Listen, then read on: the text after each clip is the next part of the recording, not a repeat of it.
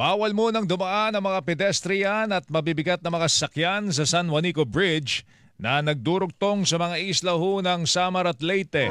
Ito ay matapos matuklasan na humihina na po ang istruktura po ng tulay. Ayon sa Department of Public Works and Highways sa Region 8, ang mga sasakyang may timbang na 3 tonelada pababa lamang ang pinapayagang dumaan sa tulay habang ang mga pedestrian ay maaaring itawid sakay ng mga coaster at magagaan na mga sasakyan. Kaugnay po nito, nanawagan ang isang samahan ng mga negosyante sa Malacanang na bilisan ang pagkumpuni sa tulay dahil maaari maapektuhan ang kanilang kabuhayan lalo't sa tulay dumaraan yung mga truck na mula sa Luzon papuntang Visayas at Mindanao.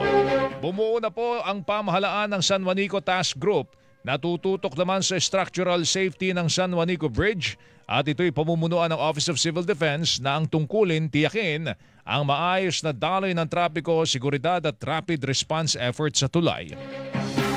Sinabi naman ng Philippine Ports Authority na ang mga apektadong truck o sasakyan ay maaaring dumaan, sumakay po ng barko sa mga pantalan sa Leyte at Samar, partikular sa Tacloban Port, Ormoc Port, Palumpon Port,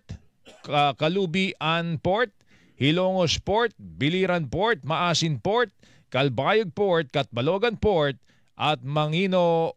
Port, mga kapuso.